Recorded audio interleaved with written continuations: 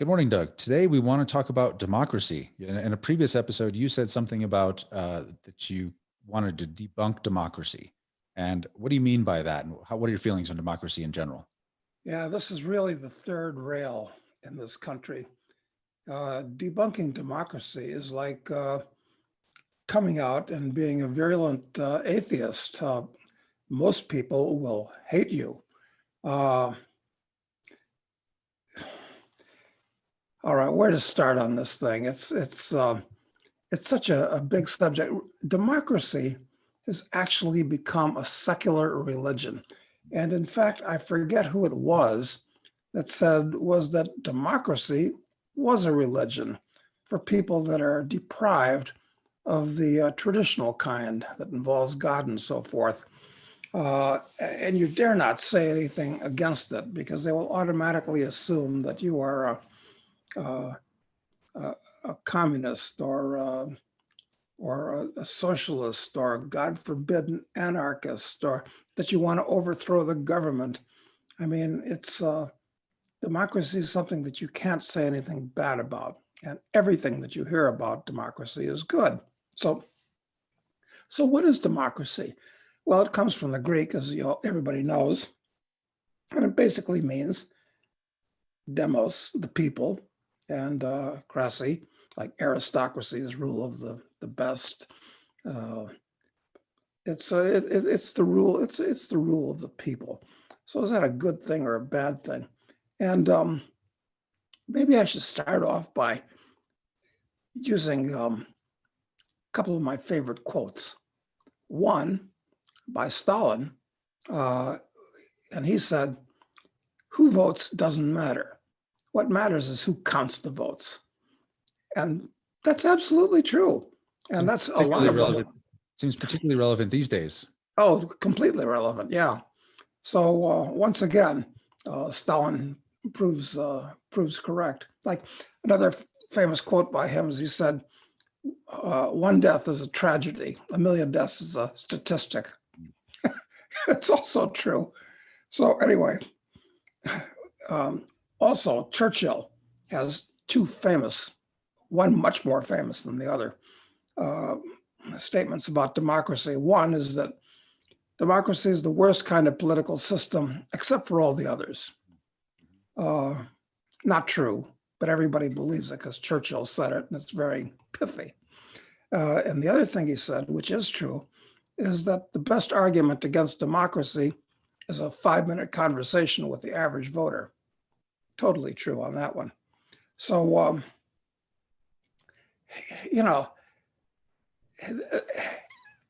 looking at democracy, ever since, except in ancient times, which is to say Athens and different kind of democracy in the Roman Republic, democracy really didn't exist anywhere until the 19th century, when a few of them came out, starting with the American Revolution and then the French Revolution, which didn't end well.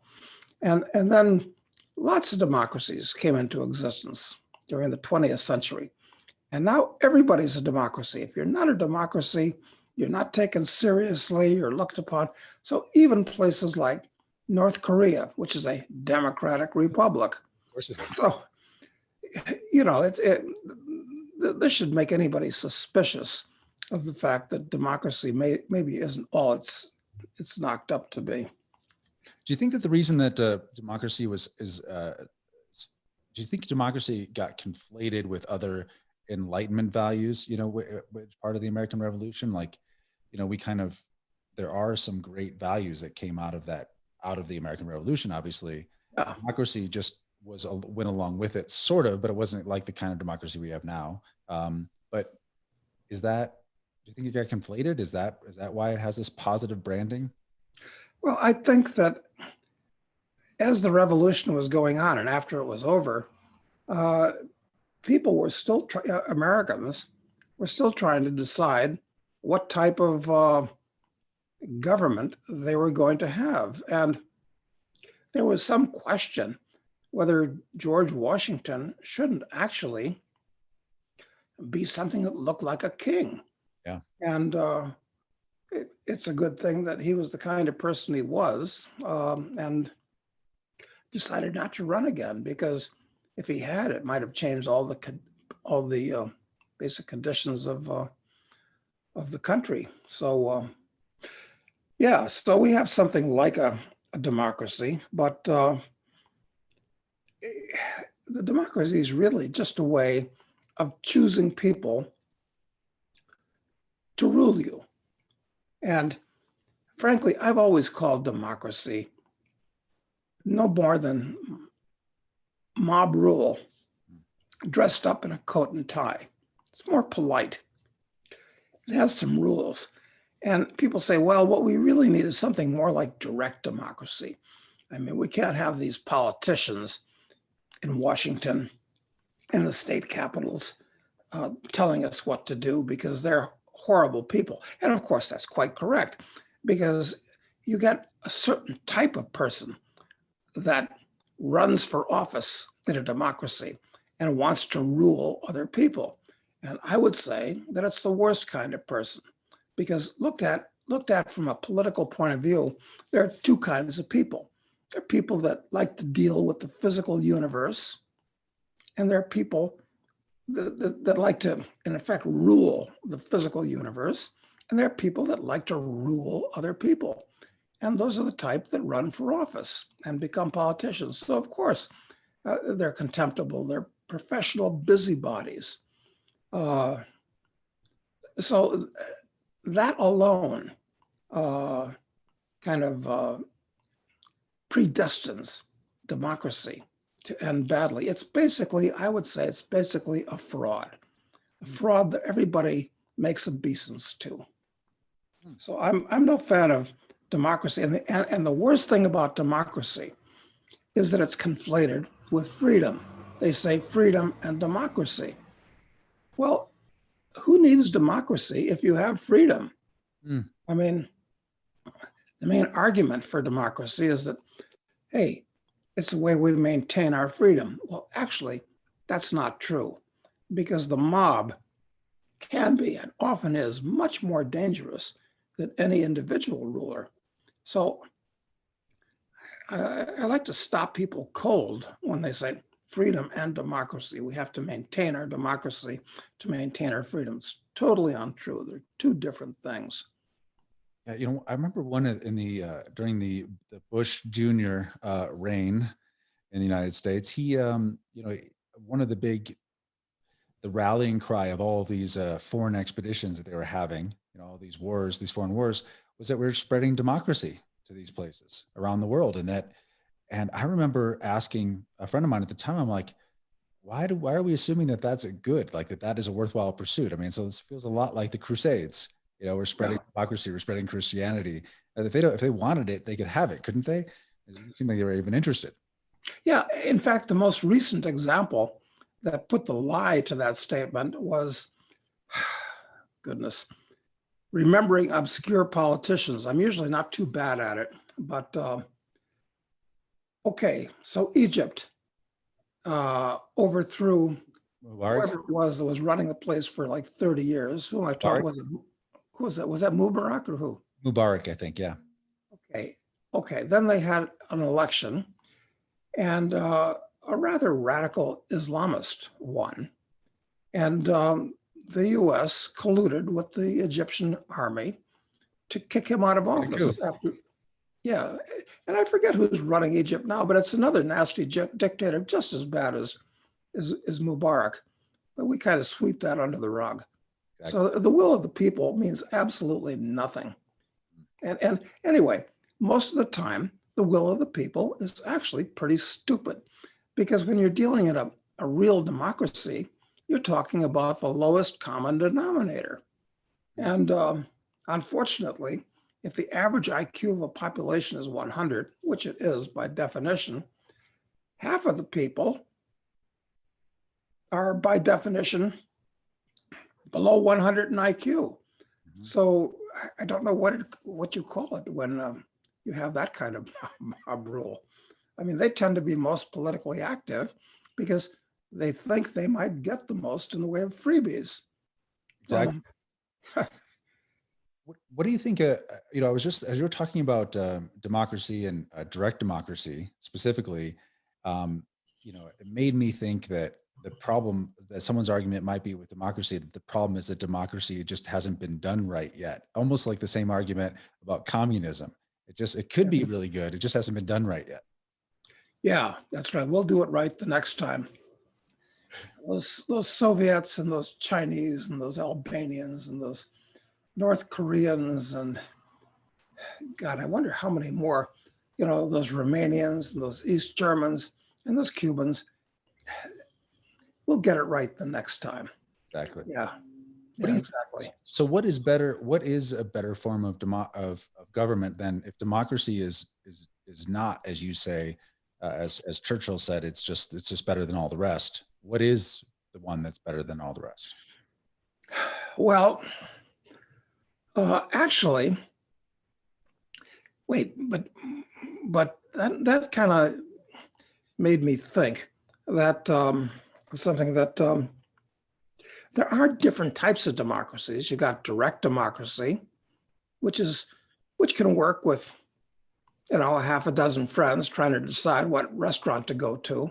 And even then it falls apart because there's going to be somebody that really doesn't like spicy food, but everybody else does. So now he's dragged along and he's unhappy. So even then democracy is, let's say, highly flawed. But there's no violence when we're talking friends going out to dinner. So even on that basis, and then you think the only direct democracy that I can think of, and I think the only one that really was of a nation state was Athenian democracy. But even then, when you're talking about the relatively educated and civilized Athenians, quite frankly, during the Peloponnesian War, there was an interesting episode called, people say, well, the average guy is basically good. So you get a bunch of average guys together and they'll tend to do the right thing. This is why democracy is good, because the average guy is good. All right, well, I guess that's a different discussion we could have.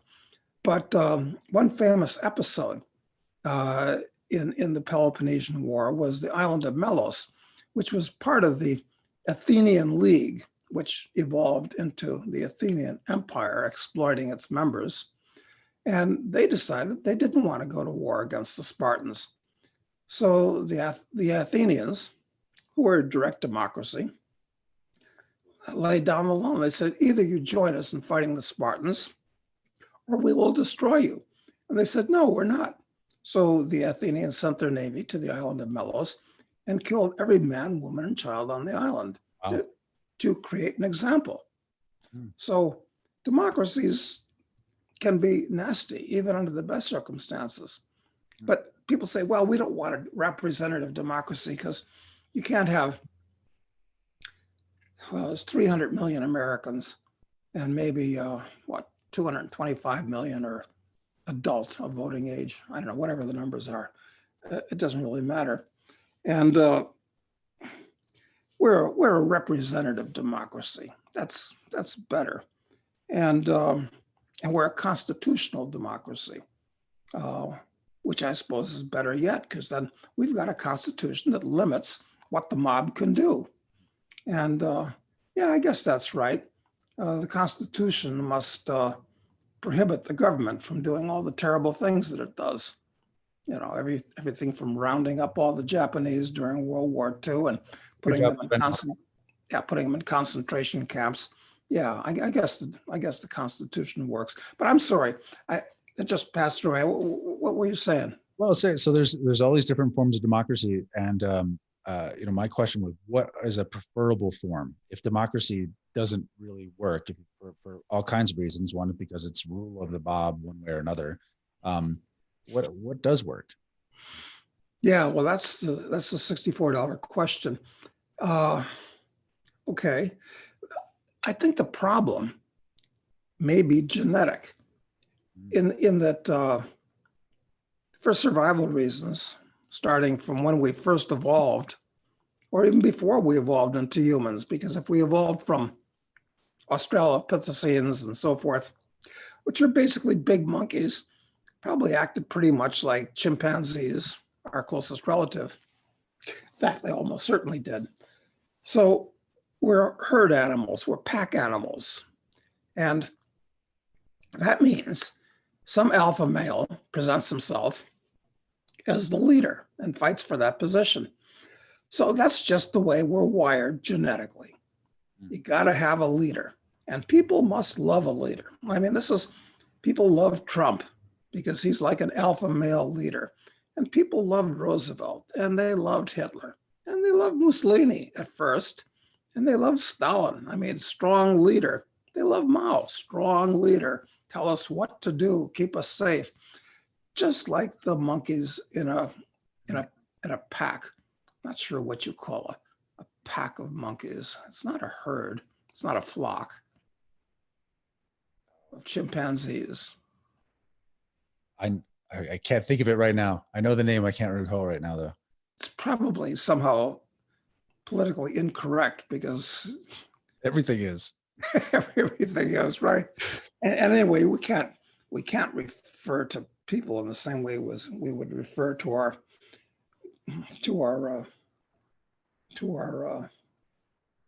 ourselves, to people this way. Or it's a troop. A troop. Oh, that's like a troop of Boy Scouts, I guess. Okay. Yeah. You know, or a cavalry troop, perhaps. All right. Well, anyway.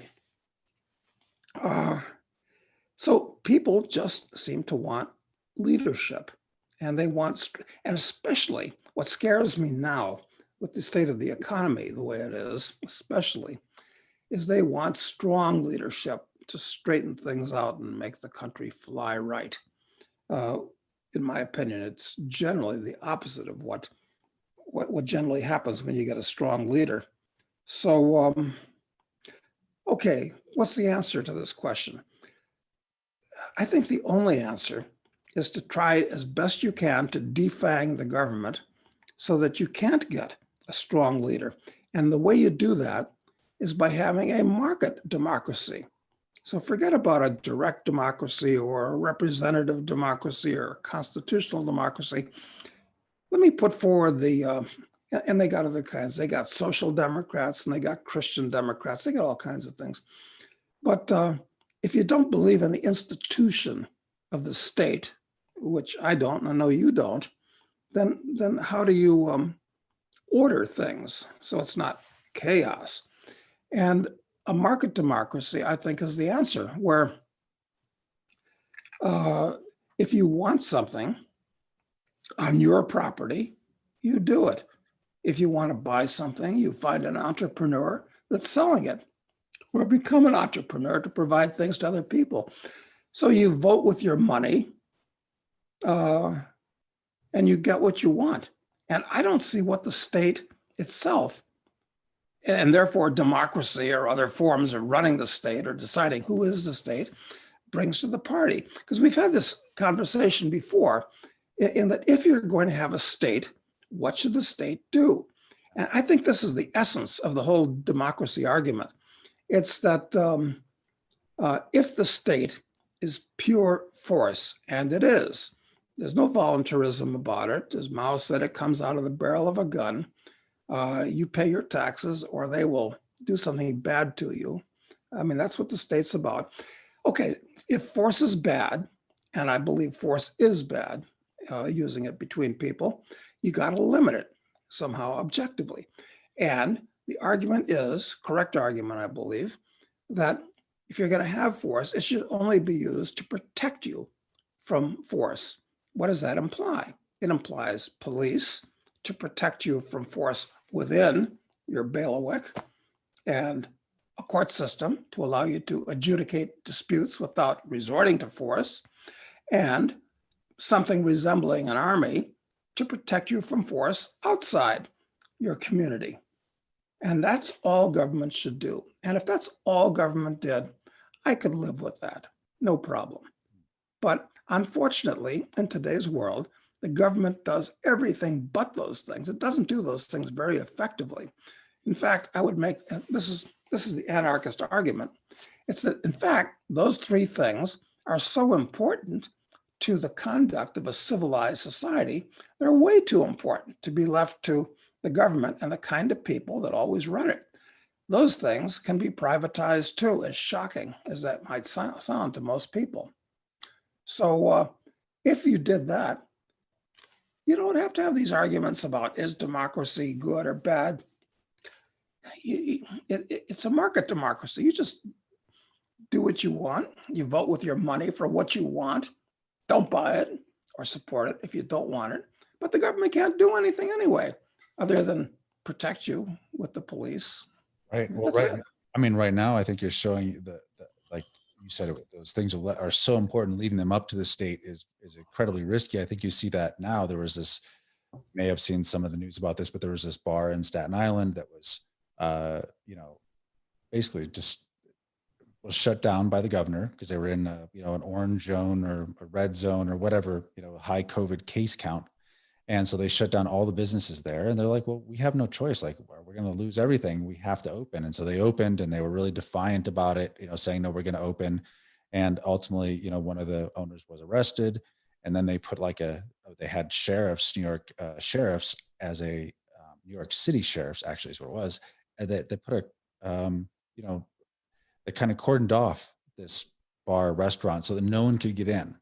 And it does seem like, it's hard to not see that as an act of violence on individuals and private property. But it's just, this is a great example of how, if the state has the monopoly on violence, though, how it can lead to awful outcomes, because these people weren't hurting anybody. They weren't forcing anyone to do anything. It was supposedly their property. And, they were destroying their livelihood. Yeah. And, citizens, it's a bar, they're all adults. I mean, wanted to use it. And they couldn't. And these people are acting under the cover of democracy. I mean, I guess in a real democracy, people would go to the bar or do what they want, and you wouldn't have somebody who was Cuomo or de Blasio, whoever it was. This is Cuomo.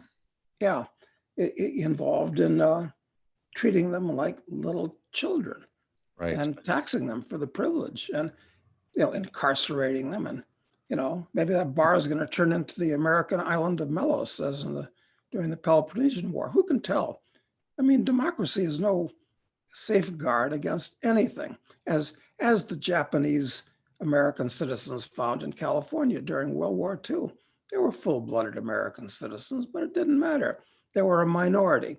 And in a democracy, if you're a small minority, the majority is always going to overrule and vote against you. So what are you supposed to do? This is why I also believe in secession in today's world as being one step in the right direction towards curing things politically, because you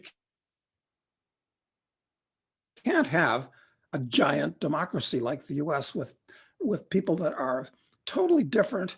There are different racial groups, and this country is breaking up on racial lines, no question about it.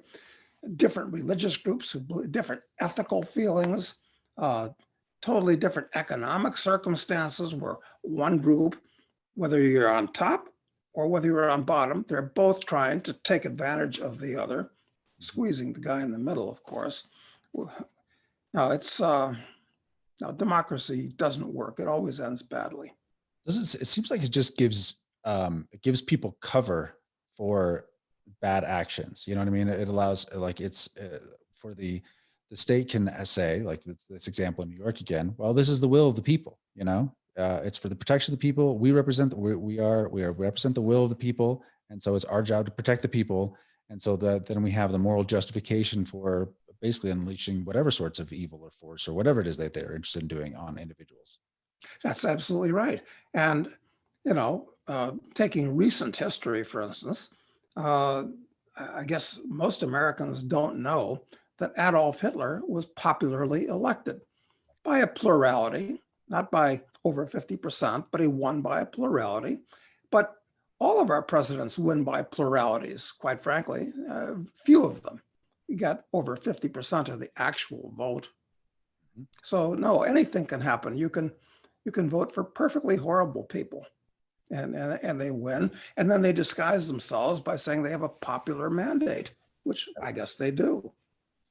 Yeah, I guess. And I think Cuomo is a good example of the strong man. Like he was celebrated early on in this. I mean, he wrote a book about leadership somehow during this pandemic, about how being a strong leader and making decisive choices, making the hard choices as a leader, and doing these, and then doing these daily press conferences he was doing actually got him an Emmy. So it's, Yeah, absolutely perfectly shocking. And people like him and De Blasio are not only elected, but they're reelected, like Pelosi and Gavin Newsom, who's her nephew, yep. reelected. I mean, I guess the hoi polloi, as the Greeks called them, the mob, or the capitacensi, as the Romans called the head count, Yep. they must like it. They must like strong and decisive leadership. Strong leadership. Yeah, they love it. Well, this does not augur well for the US at this point. When you look at all these governors and mayors and how they're locking down the cities and what they're doing under the guise of democracy, of course, Mm-hmm. and protecting their flock or their troop, I guess it would be. Be the troop. Yeah.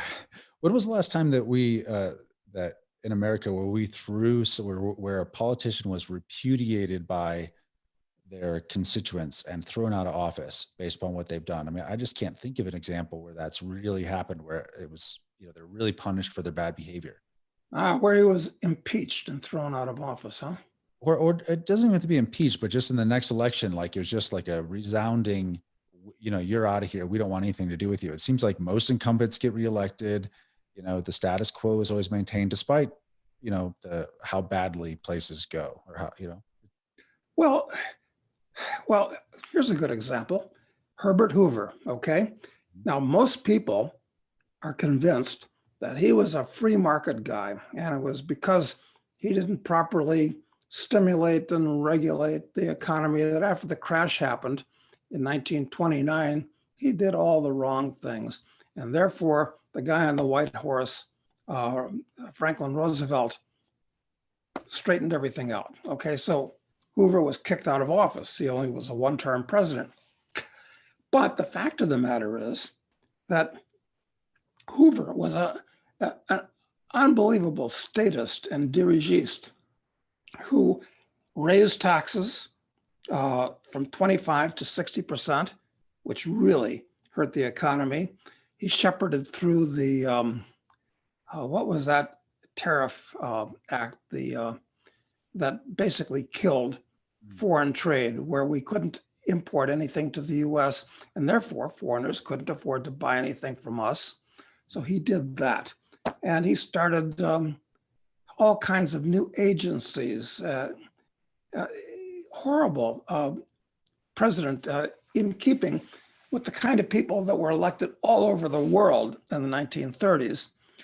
And Roosevelt actually ran on a platform of doing the opposite of what the statist Hoover was doing. And then he did what Hoover did on steroids. So just because you kick out some horrible person doesn't mean that you won't get an even more horrible person, but somebody who had really good public relations, which Roosevelt did. So that's an example, I guess. Yeah, I guess that's it. But I just trying to think of one in my lifetime, and I know that people are really tired of Bush, and the wars, and so recently, and that's why I felt like, to me, I always felt like Obama was part of this, was actually elected as like by people being anti-elitist, anti the status quo, anti the normal stuff, and then it turns out he was, just like the rest of them. I mean, just like Bush in many ways, maybe worse in many ways, in terms of his warmongering. But yeah, actually, but I can't remember. It just seems like that no matter what, no matter how bad a politician is, even if they lose just barely. I mean, in an election, it's just it just shows that the democratic process does not actually course correct through its. No, it doesn't. I'll give you another example, more recent. It's that in 1964, the Republicans put up Barry Goldwater as their candidate, running against Lyndon Johnson, a lifelong swamp creature. And Goldwater was crushed by Johnson in the popular vote because he was painted. He was a conservative. He was a genuine conservative. In fact, Goldwater was almost as much of a libertarian as Ron Paul, in point of fact. Oh. Not quite, but very libertarian leading. And they painted him as a warmonger, and which this was just when the war in Vietnam was just starting to ramp up. When actually in my high school, which was a military boarding school, in map reading class, the maps that they had us learning to read were maps of Vietnam. It was perverse. And we were just high school kids. We couldn't find, we were reading maps of Vietnam. And I don't think there was anybody that could find Vietnam on the globe. On a global map. Well, we're looking at the maps of Vietnam, perverse. Anyway, so I don't know if Goldwater would have gotten involved in that morass or not.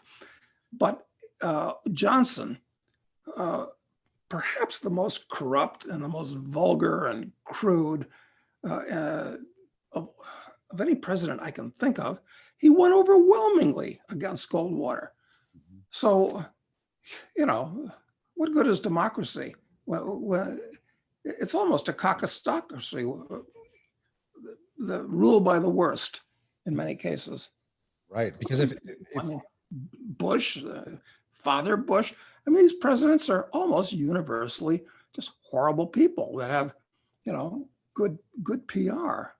Right, and and maybe it's just that that you have so many. When you have a wide open democracy where everybody can participate in it, you end up having lots and lots of uninformed voters, and people who basically really don't know what's really going on.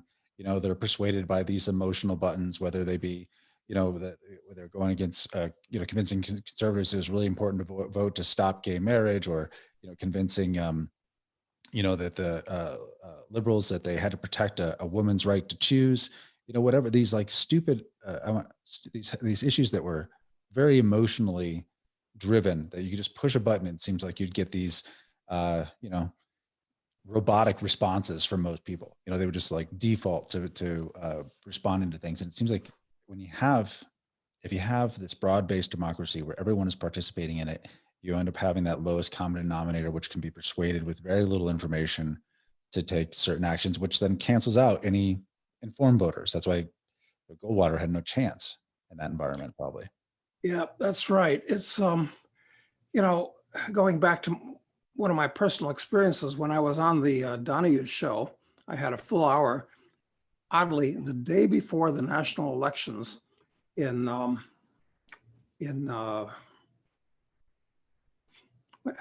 elections are always in even years. I forget that. So therefore it was 1979. And Phil and I got into something about, well, who are you voting for tomorrow, basically? And, I said something insulting about the the Republican candidate, and he figured I wasn't going to vote for the Democrat. Then he figured, oh, you must be voting for the Libertarian. And then I started to give him the five reasons why I wasn't voting on the next day, which was election day. And I only got as far as 4 out of the 5 because the audience was becoming very restive and antagonistic. It's a good thing that I didn't get to the 5th one, which was, your vote doesn't count. Or it counts about as much as a grain of sand on a giant seashore, which is actually accurate. So anyway, you're only voting for Tweedledee or Tweedledum, Yeah. Somebody that believes a little bit more in the welfare state or a little bit more in the warfare state. Or at least that's what they present to you, right? Because then you like that, that's FDR didn't represent that he was for these crazy socialist policies, but that's what you ended up getting. So it's even it's just the brand that they're marketing with that, that election cycle. It's not even necessarily what they really believe. Exactly. And one of the very worst presidents of the US was Woodrow Wilson. And as late as 1916, his slogan was that he used was, he kept us out of the war. And of course, he's exactly who was plumping the next year to get the US into World War I, which is a complete disaster and turned the US into a police state, actually, for 2 years. It's horrible. So, they lie and then do what they want. So now democracy doesn't work. And of course, the argument is basically the state doesn't work and it should be defanged and it should be, do nothing but protect you from force. But even then, the state is not a good idea. And people accept it as part of the cosmic firmament where we must have it and it'll always be here. So in the next election, and I'll speculate now, I think one or both of these two major parties, if they still exist, because the Democratic Party and the Republicans could break up into two, because the Trumpites hate the rhinos. Yep. And among the Democrats, you got the really radical socialists. The AOC branch of the party, and then you got the Nancy Pelosi, right? Yeah, who are Biden branch. So they could both break up into two or more parties. But during the next election, I will speculate now that one or both of those parties are going to put up a general for their candidate. And my reasoning is the military is the only part of the US government that people really still respect and trust, despite the Pentagon, as corrupt as it is. Yeah. Still, everybody likes G.I. Joe. Let's admit it. It's, Yep. So we'll get a general. And I think since the situation with China is bound to heat up a lot more, they'll figure, yeah, we need a general that knows how to run the military. So I'd like to place some money bet on that. I don't know who I can do that with. But who am I going to vote for next time? I'm going to vote for nobody. And the reason is why? Because nobody will tell the truth. That's a good reason to vote for nobody. Only nobody will tell the truth. There's a exactly only nobody. So you got to vote for nobody. Yeah, a little pot. Well, there's lots of reasons not to vote, and I think the way that our political leaders actually, turn out to be, whether it's not what they promise, it's not what they're, even if people who are huge Trump fans, they look at it like Trump did promise a lot of things, and for whether he legitimately tried to do all of those things or not, he did not accomplish them. We still have, there are still troops in Afghanistan and Iraq. They're still there. So They're still there, right? So whether it was he tried to do it and couldn't do it because it's generals, which seems crazy, or he wasn't that serious about it really anyway. Who knows? The bottom line is that almost whoever you elect, you never really get what you think you're electing anyway. No, they do what they want once they're in office. Yes. Power does go to their heads, always. It seems like the only way one of the strongest argument I got from you years ago about not voting was that it only encourages them. Like it legitimizes the system of these elites. It totally legitimizes it, the fact that you go and you participate in it actively. So, yep. So my view has been is not participating because of that reason alone. I just don't. The another good reason, the second best reason I thought I got out of it was, at the end of the day, democracy is you voting for the monopoly on force to coerce the other side to do what you want done, so that you essentially, you're not personally engaging in violence or coercion, but you're asking the state to do it on your behalf to have your preferences met, which seems like that's unethical on its face. It is. It's actually dishonest besides, and it's cowardly besides. I can't think of any good reasons for a political democracy. I really can't. All I want is personal freedom. And I'd like to think that's all anybody of goodwill wants, is personal freedom. So, but we're not going to be able to, the US government is so gigantic and so ingrained, and people have been taught to conflate it with the country itself. And actually, the government is just a dead hand on the country. But we're not going to change anything. And probably all we're doing, if we've convinced anybody of the correctness of what we're saying, is we're just going to make their life miserable. I mean, they're just going to get in trouble when things really get wild and woolly. I mean, and if things do, I mean, frankly, all you and I can do, or anybody that we convince, is just dummy up and keep your mouth shut, because the mob will tear us limb for limb for not being one of them. Hey, you're either with us or you're against us. Exactly. Exactly. And I'll just wrap up with the thing you said earlier. I think that this is so important. And I never thought about this phrase like this, is that you said, who needs democracy if you have freedom? And I think the conflation of those two things is something that is really, really undermines our freedom. You know, is that we feel like we got to have democracy to have it. And then we legitimize the system by participating in it. Meanwhile, giving up our rights along the way. It's a crazy spiral we're in. Well, the situation's hopeless. Well, I don't know about you, Matt. I've got to run now. Maybe sometime we can talk about, other than a market democracy, what would that look like? What are the alternatives to a democracy practically? So that's a subject for the future. What's that on the agenda? Thanks a lot, Doug. I appreciate it. Okay, thank you, Matt.